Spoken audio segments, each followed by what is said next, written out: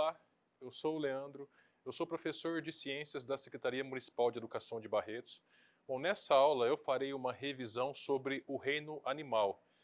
Eu vou falar sobre os principais grupos de animais, segundo a classificação atualmente mais aceita, em 9 grupos, em 9 filos, e vou falar as principais características no que se refere à novidade evolutiva de cada grupo de animal. Ou seja, à medida que vai surgindo na natureza cada grupo, aquela característica que tem de diferencial com relação ao grupo anterior. Bom, iniciando com os poríferos, também chamados de espongiários ou esponjas, nessa figura tem uma estrutura de um porífero. Percebam que ele tem vários poros, vários furos na região lateral. A água entra por esses poros e sai nessa região de cima chamada de ósculo. Nesse processo, esse animal ele filtra a água, tira a matéria orgânica e utiliza essa matéria orgânica como fonte de alimento. Bom, ainda sobre a estrutura dos poríferos, nessa foto tem a parede de uma esponja de um porífero. Ela é caracterizada por várias células diferentes, dentre elas os pinacócitos, os porócitos, os amebócitos e um destaque especial para os coanócitos, que são células que apresentam um colarinho e um tipo de um chicote chamado de flagelo. Esse chicote fica em movimento e esse movimento permite esse fluxo de água entrando pelo poro e saindo pelo ósculo. Bom, agora os vários tipos, a diversidade de poríferos de esponja. O nome esponja do mar, espongiário, é em homenagem a algumas espécies de esponjas que podem ser utilizadas como esponja de banho, ou até mesmo esponja para lavar equipamentos, utensílios. Essa aqui é uma esponja do mar utilizada para banho, né? Essa esponja aqui já é uma esponja mais rígida, que não pode ser utilizada para essa finalidade. Ela é chamada de esponja de vidro. Agora o próximo grupo, os quinidários, também chamados de selenterados. Alguns exemplos: a caravela portuguesa, a aurélia, a hidra. Percebam que todos esses animais têm tentáculos. A caravela e a aurélia, na parte de baixo inferior, têm os tentáculos. A hidra, na parte de cima. A hidra é um quinidário de água de rio, água doce. Outros exemplos: recifes de corais, que é um berçário para uma grande diversidade de animais que sobrevivem nessa região. Aqui a vespa do Pacífico, tentáculos na parte de baixo, e aqui a anêmona, tentáculos na parte de cima.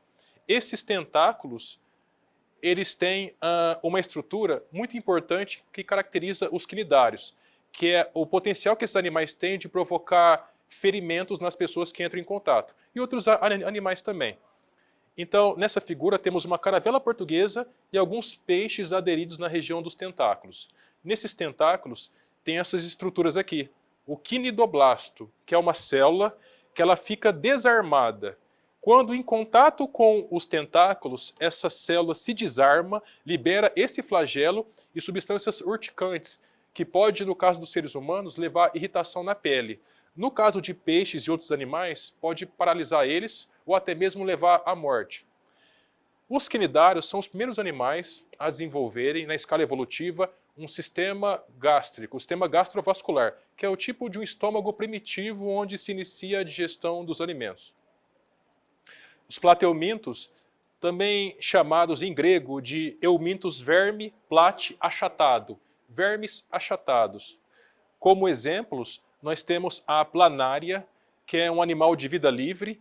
Eu coloquei também 2 exemplos de parasitas, a tênia, também chamada de solitária, aqui uma outra foto da solitária, e um agente causador da barriga d'água. O nome científico dele é Schistosoma mansoni. A principal novidade evolutiva dos plateumintos é a cefalização, ou seja, o acúmulo de células nervosas na região da cabeça, o que poderíamos dizer que é um tipo de um cérebro primitivo. O próximo grupo, os nemateumintos, onde nemate em grego significa cilíndrico, euminto, verme. Um verme com um formato geométrico cilíndrico, semelhante a um lápis. Alguns exemplos, talvez os mais conhecidos, são 2 vermes. O agente causador da ascaridíase, ou seja, a lombriga, que nessa foto tem a fêmea, que é um animal maior do que o macho. Aqui, o agente causador do amarelão, o nome científico Ancylostoma duodenale. A principal novidade evolutiva dos nematelmintos é a presença de um sistema digestório completo. O que vem a ser isso? É um animal que tem boca e tem ânus. Os plateumintos, que são os anteriores, tinham só boca. Esse tem boca e ânus. E conectando essas duas estruturas, todo um tubo digestório. Um outro representante dos nematelmintos, o agente causador da elefantíase. O nome científico, Wuchereria bancroft. Elefantíase porque é um verme que ele entope o sistema linfático e leva ao acúmulo de água nos tecidos. Como exemplo, essas pernas aqui infectadas com esse verme e o excesso de água acumulada nessa região. Agora, um resumo dos 4 grupos que eu falei até agora, começando pelos poríferos, exemplo, as esponjas.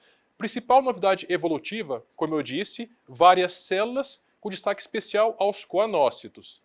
Bom, o segundo grupo, os quinidários, como exemplo, as águas-vivas, as anêmonas, recifes de corais. Novidade evolutiva, cavidade digestiva e células especiais do tipo quinidócitos.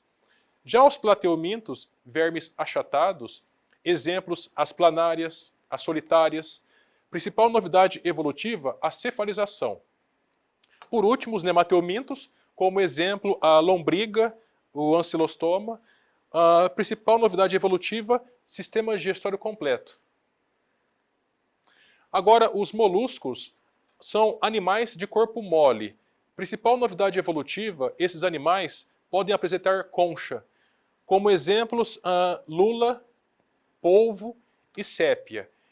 Esses 3 animais têm conchas, no entanto, dentro do corpo, com exceção do polvo, que ao longo da evolução perdeu essa concha.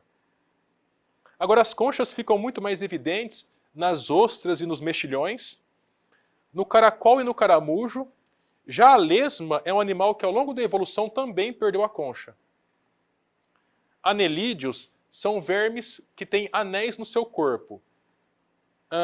3 exemplos, as minhocas, as sanguessugas e as poliquetas. 2 tipos de poliquetas. Uma que nada livremente e outra que fica fixa no fundo de mares rasos.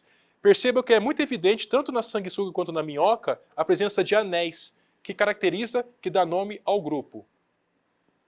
Agora, os artrópodes é o grupo mais numeroso de animais que existe na natureza, onde artros, em grego, significa articulação, e podos, pés. São animais que apresentam pés e outros apêndices, outros órgãos do corpo articulados. Primeiramente, são 4 grupos de artrópodes. Começar com os crustáceos. Principais exemplos, a lagosta, o caranguejo, o siri e o único crustáceo terrestre, o tatuzinho de jardim. Outro grupo, os quelicerados, também chamados de aracnídeos. Principais exemplos, o ácaro, o carrapato, o escorpião, o opilião e a aranha. Agora, o grupo mais numeroso dentre os artrópodes é o grupo dos hexápodas, também chamado de insetos. Como exemplos, a libélula, grilo, gafanhoto, o besouro, a barata, a traça dos livros, borboleta e formiga. Agora, o último grupo dos artrópodos, os miriápodos, onde em grego miria significa 1000, podos, pés. Animais com 1000 pés. 1000 pés é exagero, mas são animais com muitos pés. Esse grupo é subdividido em 2 outros grupos. Os quilópodos, que são animais peçonhentos, que têm veneno e pode provocar acidente com seres humanos e outros animais, como, por exemplo, a lacraia e a centopeia. E os diplópodos, que são animais herbívoros, se alimentam de plantas e restos de matéria orgânica que podem ser encontrados no meio ambiente. Exemplo, o piolho de cobra, o gongolô e o emboá. Bom, os artrópodes têm outra característica marcante, que é a presença de um esqueleto externo, exoesqueleto. Nós, seres humanos e outros animais, temos esqueleto interno. Os artrópodes têm exoesqueleto. Agora, um outro grupo de animais, os equinodermas, onde dermos significa pele, equino, espinho. Animais que têm espinhos na pele. Os principais exemplos, e essa característica de espinho fica muito mais evidente no ouriço do mar. A estrela do mar também tem alguns espinhos que podem ser vistos. e outros animais também que fazem parte desse grupo, o pepino do mar, a serpente do mar, bolacha de praia e lírio do mar. Uma característica dos equinodermas é a presença de pés ambulacrários, que são esses túbulos que têm a função que auxilia esse animal na locomoção. Agora, um resumo das principais características desses últimos 4 animais que eu falei, grupos animais que eu falei. Os moluscos, como exemplo, caramujo, polvo. Principal novidade evolutiva são as conchas. Anelídeos, como exemplos, minhocas e sanguessugas.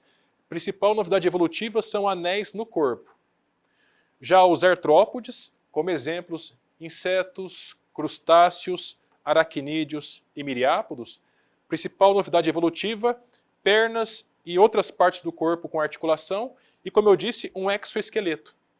E os equinodermas, como exemplo, a estrela do mar, o ouriço do mar, novidades evolutivas, pés ambulacrários e um esqueleto interno, ou seja, dentro do corpo.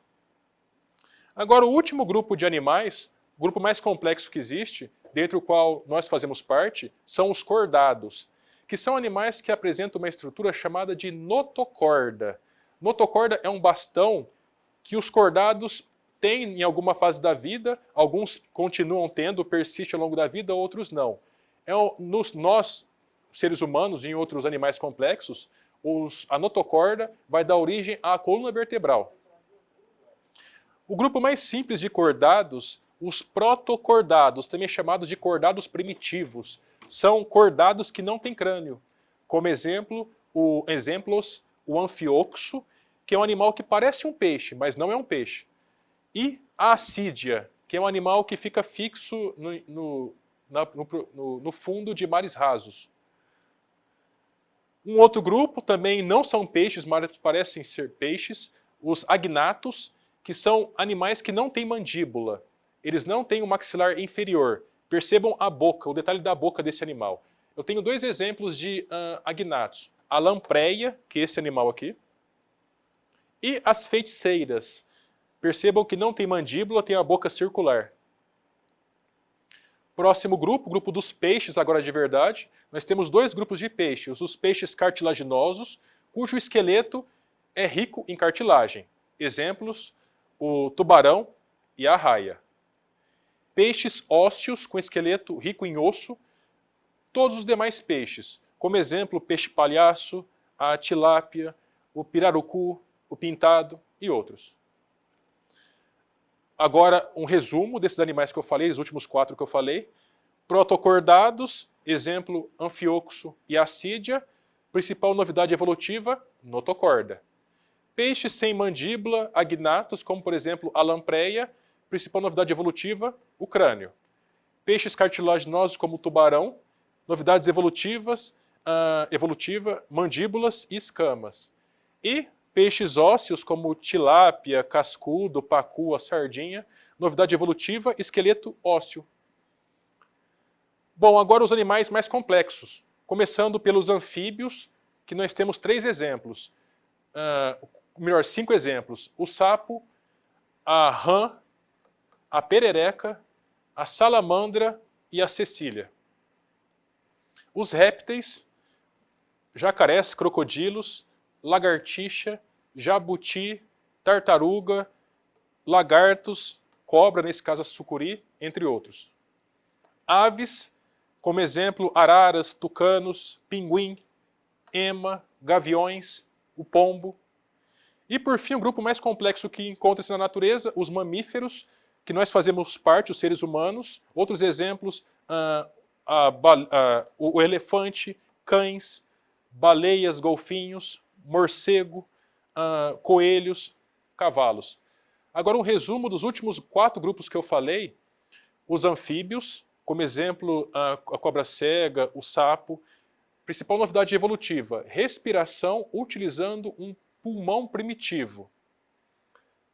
Répteis, tartarugas, lagartos, serpentes, têm um ovo terrestre como novidade evolutiva. As aves, como o pardal, como o pombo, apresentam bicos, penas e ossos bem leves para permitir o voo desses animais.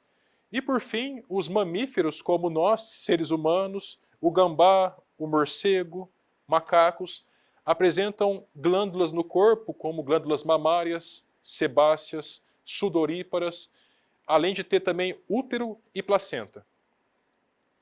Bom, esse era o conteúdo que eu queria ter transmitido e bons estudos a todos.